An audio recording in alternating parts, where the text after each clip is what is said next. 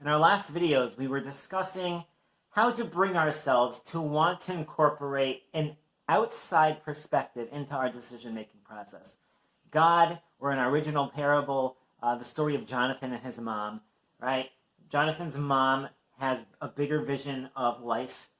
She wants good things for Jonathan. Well, Jonathan was stuck in his video gaming world, in his digital world, thinking that that was the best thing for him to be doing. And his mom was encouraging him to see the bigger picture, to break away from that, and to try to incorporate a bigger picture of life into his decision-making process.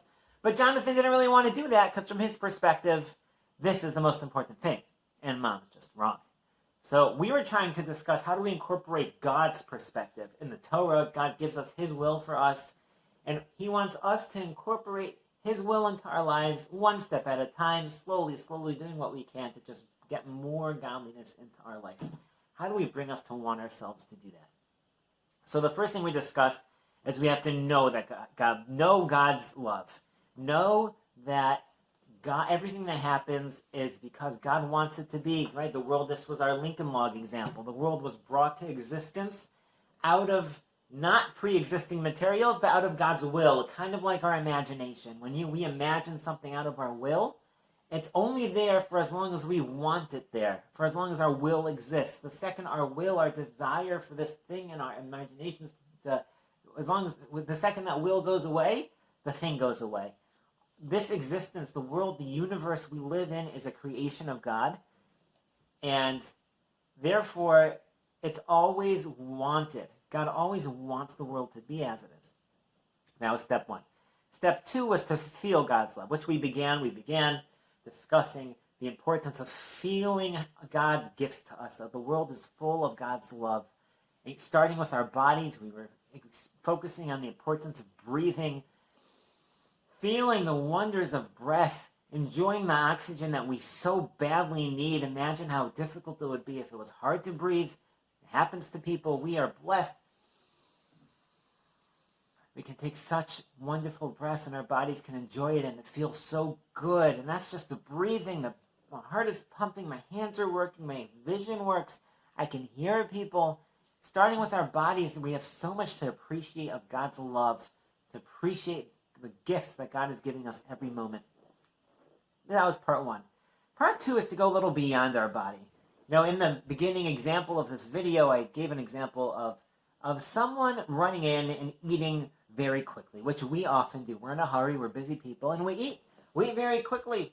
We wolf down the food because we just have to get into it so we can move on, right? We just want to move on. While we're eating, we're trying to move on. But the fact is that eating itself is a gift from God for 2 points. There's the food, right? The apple that I began eating. If you look at it, if you focus and slow down, remember, slow down. If you slow down, there's so much to love about an apple. Right? Look at the color. It's so pretty. It's red. The red on it is there for a reason. It lets us know when it's ready to pick. It's a beautiful thing that we have like a sign to know when it's ready to pick. Isn't that great? Imagine what it would be like if you didn't know when the fruit was ripe. How annoying would that be? It grows on a tree. You can pull it off with a pull. Very nice. It's nice and crunchy in the inside. It's juicy, delicious, unbelievable. And then we have these teeth.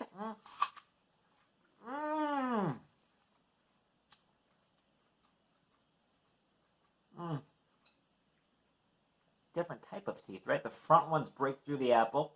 And then we have the chewing ones on the side. And they just extract all the sweet, delicious juices from the apple. It goes around our taste buds. It feels so good. God didn't need to make food taste good. It could have tasted not good, but it's so delicious. And then it fills our craving for food. That's so nice. I could still be hungry. Imagine always being hungry. That would be annoying. God made it that we want to eat so that we survive. And that we feel full after we eat. It's so great. There's so many pleasures in just the food we eat. The water, the drinks that we drink. Water is amazing. It's wonderful. It's so thirst-quenching. It's free. It's clear. It's cold if you refrigerate it or stick it in a cold place. It's so nice. We have refrigerators. Even human inventions themselves, ideas. If you think about it, where do our ideas come from? This is from Onkelos talks about this, one of the earliest commentators on the Torah. Where do ideas come from in the first place, right? I have an idea all of a sudden. Well, where did that come from? It came from without. It wasn't like something I was like from within me. It's something that came in from the outside. Our ideas are from God also. God also puts ideas into our heads. The only thing we do is choose. Humans are choosers. That's our job. And that's really, as we approach Yom Kippur, that is the focus of Yom Kippur. Our only job in this world, the only thing in our control is our choices. Thanks for joining the Shofar Minute.